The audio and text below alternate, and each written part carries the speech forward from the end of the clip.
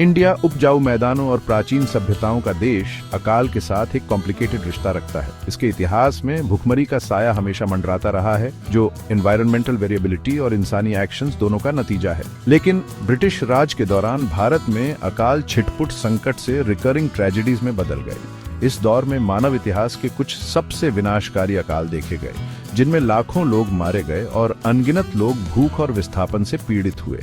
हालांकि अक्सर प्राकृतिक कारणों जैसे सूखे के लिए जिम्मेदार ठहराया जाता है, लेकिन करीब से देखने पर एक और भी परेशान करने वाला सच सामने आता है।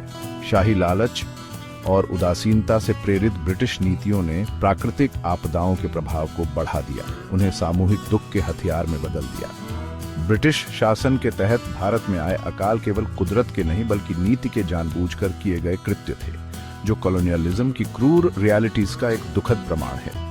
यह ऐसे भारत में अकाल के हिस्टोरिकल कॉन्टेक्स्ट में जाएगा। प्री कॉलोनियल एरा के कोपिंग मैकेनिज्म्स की तुलना ब्रिटिश राज की पॉलिसीज से करेगा, जिसने इन क्राइसिस को और बढ़ा दिया। लागू की गई स्पेसिफिक पॉलिसीज और उनके विनाशकारी परिणामों की जांच करके हम इन अकालों के मैन्युफैक्चर्ड नेचर पर प्रकाश डालना चाहते हैं।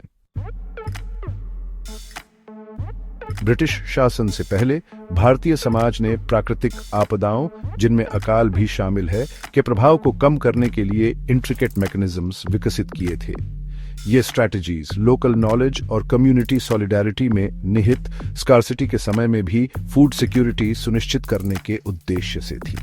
एक की एस्पेक्ट कम्युनल ग्रैनरीज का अस्तित्व था, जहां अच्छे हार्वेस्ट के दौरान सरप्लस ग्रेन स्टोर किया जाता था ताकि लीन पीरियड्स के दौरान डिस्ट्रीब्यूट किया जा सके। ये ग्रैनरीज विलेज काउंसिल्स और लोकल रूलर्स द्वारा मैनेज किए जाते थे। फूड शॉर्टेजेस के खिलाफ एक वाइटल बफर के रूप में काम करते थे। इसके अलावा प्री कॉलोनियल शासकों ने अक्सर किसानों पर बोझ कम करने और इनकम के अल्टरनेटिव सोर्सेज प्रदान करने के लिए सूखे के दौरान टैक्स रिमिशंस और पब्लिक वर्क्स प्रोजेक्ट्स जैसे उपाय लागू किए। चैरिटी और फिलैंथ्रोपी ने भी एक महत्वपूर्ण भूमिका निभाई। वेल्थी मर्चेंट्स और लैंड ओनर्स अक्सर जरूरतमंदों को फूड और एड प्रदान करने के लिए आगे आते थे। ये इंडिजिनस सिस्टम्स भले ही इनफैलिबल नहीं थे, फैमिन के साइक्लिकल नेचर की डीप अंडरस्टैंडिंग और कलेक्टिव वेलफेयर के प्रति कमिटमेंट को प्रदर्शित करते थे। अंग्रेजों का आगमन और उनकी इकोनॉमिक एक्सप्लॉयटेशन की पॉलिसीज ने इस डेलिकेट सोशल फैब्रिक को उजागर कर दिया, जिससे भारत नेचर और इंपीरियल इंडिफरेंस दोनों की अनिश्चितताओं के प्रति संवेदनशील हो गया। भारत में ब्रिटिश शासन की शुरुआत ने देश के अकाल के साथ रिश्ते में एक टर्निंग पॉइंट ला दिया। प्रॉफिट की इंसेशेबल एपेटाइट से प्रेरित ब्रिटिश ईस्ट इंडिया कंपनी और बाद में ब्रिटिश क्राउन ने ऐसी पॉलिसीज लागू की जिन्होंने भारत की अग्रेरियन इकोनॉमी को फंडामेंटली बदल दिया, जिससे यह अकाल के प्रति एक्यूटली ससेप्टेबल हो गया। सबसे महत्वपूर्ण बदलावों में से एक कैश क्रॉप्स की फोर्स्ड कल्टीवेशन थी। भारतीय किसान जो कभी फूड प्रोडक्शन में सेल्फ सफिशिएंट थे, उन्हें इंडिगो, कॉटन और ओपियम जैसी फसलें उगाने के लिए मजबूर किया गया, जिन्हें बाद में ब्रिटिश इंडस्ट्रीज को बढ़ावा देने के लिए एक्सपोर्ट किया गया। फूड क्रॉप्स से दूर इस शिफ्ट ने सबसिस्टेंस एग्रीकल्चर के लिए उपलब्ध भूमि को कम कर दिया, जिससे भारत रेनफॉल में मामूली फ्लक्चुएशंस के प्रति भी संवेदनशील हो गया। इस वल्नरेबिलिटी को बढ़ाते हुए ब्रिटिश गवर्नमेंट का फैमिन रिलीफ के प्रति लेसे फेयर अप्रोच था।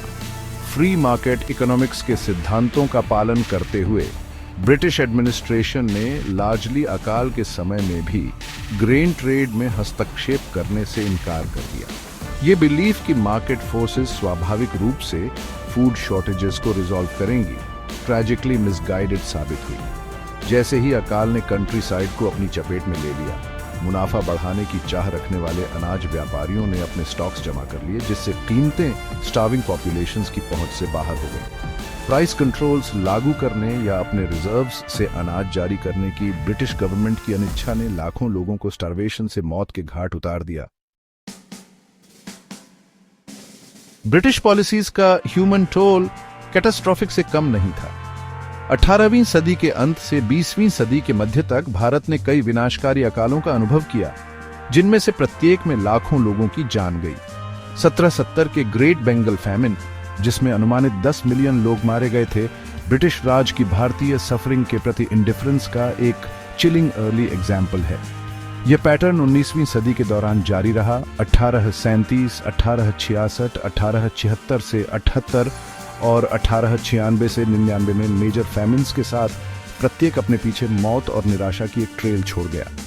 ये अकाल, जबकि अक्सर सूखे या अन्य प्राकृतिक आपदाओं से शुरू होते थे, ब्रिटिश पॉलिसीज से बढ़ गए थे, जिन्होंने ह्यूमन लाइफ के ऊपर प्रॉफिट को प्राथमिकता दी थी। ब्रिटिश रूल का सबसे बड़ा अभियोग 1943 का बंगाल फैमिन है। वर्ल्ड वॉर II के बीच में आया यह अकाल, जिसमें अनुमानित 3 मिलियन लोग मारे गए, ब्रिटिश कॉलोनियलिज्म की क्रूर रियलिटी को उजागर करता है। स्टार्विंग पॉपुलेशन को खिलाने के लिए पर्याप्त अनाज रिजर्व्स होने के बावजूद विंस्टन चर्चिल के नेतृत्व वाली ब्रिटिश गवर्नमेंट ने अपने भारतीय सब्जेक्ट्स के जीवन के बजाय ब्रिटेन को वॉर टाइम एक्सपोर्ट्स को प्राथमिकता देना चुना।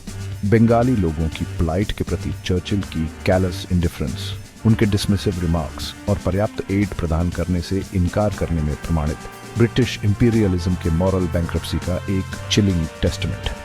बंगाल फैमिन एक आइसोलेटेड इंसिडेंट नहीं था, बल्कि एक सदी की एक्सप्लॉयटेटिव पॉलिसीज का कल्मिनेशन था, जिसने सिस्टमैटिकली भारत की खुद को खिलाने की क्षमता को कमजोर कर दिया था।